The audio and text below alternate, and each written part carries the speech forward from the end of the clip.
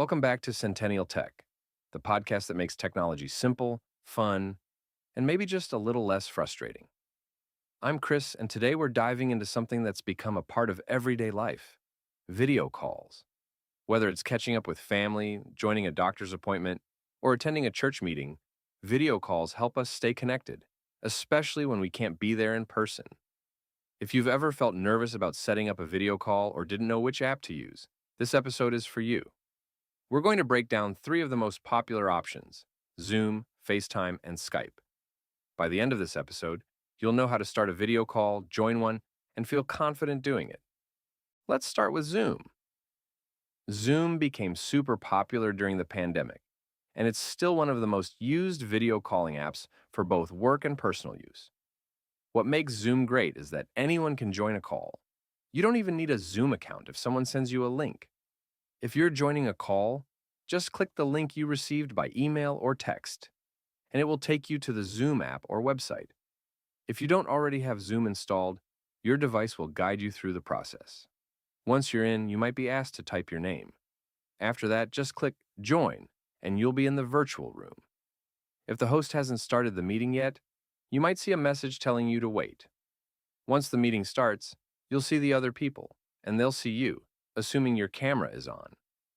If your video isn't working, check for a little camera icon and click it to turn it on.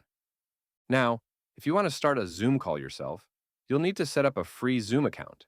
Just go to zoom.us and sign up with your email. After that, you can schedule a meeting, invite people, and start video calls right from your computer, tablet, or phone. One great feature of Zoom is the ability to mute yourself. If you're in a group meeting and don't want background noise from your side, just click the little microphone icon to mute or unmute.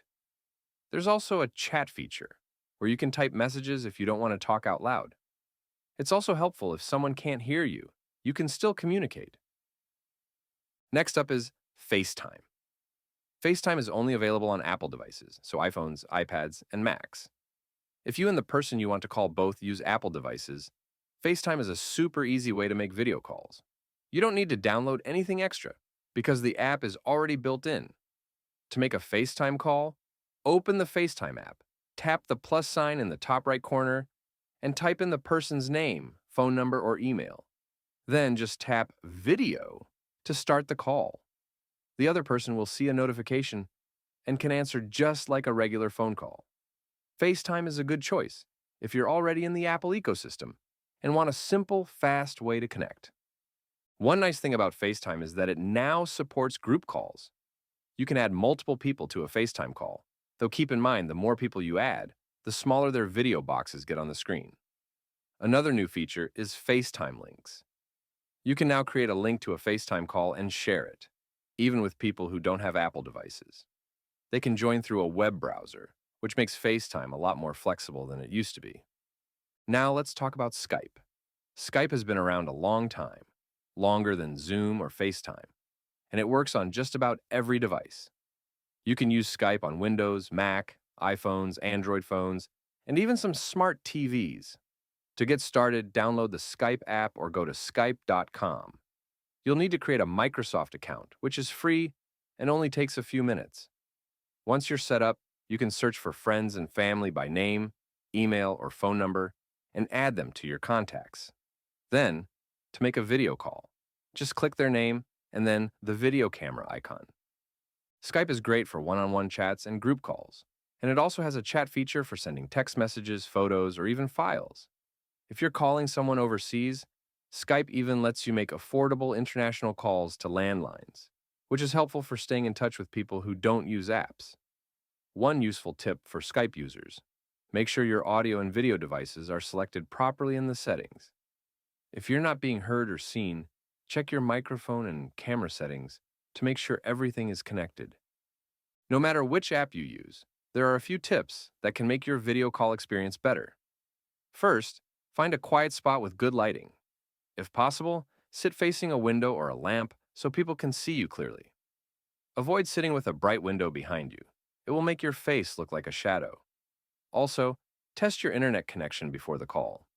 If your connection is slow or spotty, try moving closer to your Wi-Fi router or ask others in the house to pause streaming or downloads while you're on the call. Another tip, keep your device steady. Holding your phone in your hand can make the video shaky, so try resting it on a stand or leaning it against something solid. If you're using a computer, sit at a desk or table and adjust the angle so the camera is at eye level. That makes your call feel more natural and comfortable for everyone.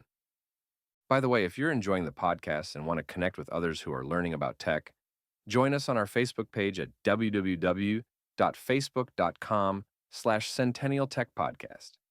It's a great place to share tips, ask questions, and even request topics for future episodes. We'd love to hear from you.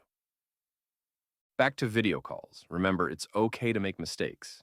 Maybe your camera doesn't work right away or you forget to unmute yourself. That's totally normal. Everyone has had those moments.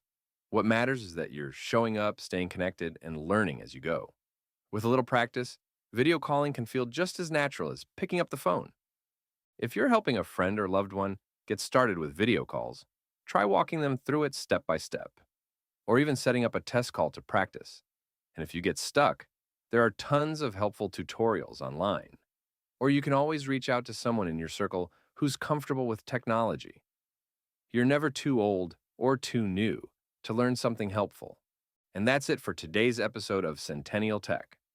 I hope this helped make video calling a little less intimidating.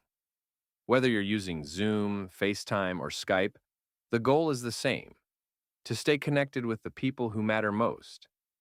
If you found this episode helpful, be sure to subscribe and share it with a friend or family member who's just getting started with video calls. Thanks for joining me, and until next time, happy chatting.